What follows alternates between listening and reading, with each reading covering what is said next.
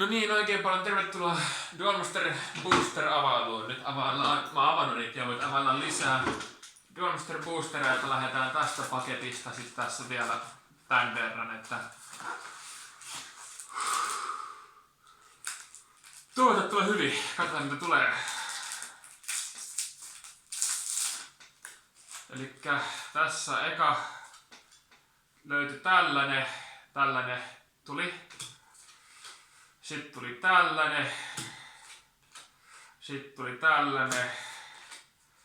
Mighty Shelter ja tollanen tuli. Tuli sellaiset sieltä. Ja sitten lähdetään tästä seuraava.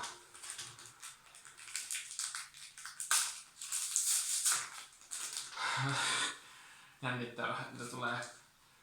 Tällainen. Tällainen. Tällainen. Tällainen ja tällainen. Ei tullut nyt oikein mitään kokeilua. Toivottavasti tulisi hyviä. Sitten availlaan tällainen. Mä katson nää nyt nopeasti vaan, että mitä täältä tuli. Ei tullut taaskaan mitään hyviä. Tuli tällainen. Mennään sitten seuraamaan.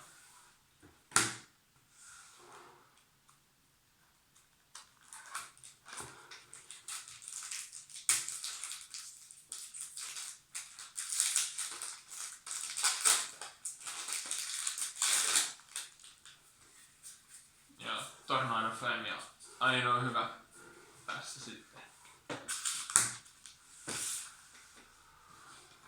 Laitoin vielä tässä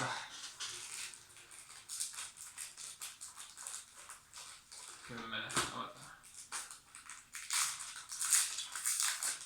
Tehdään nyt joku hyvä. Tollanen.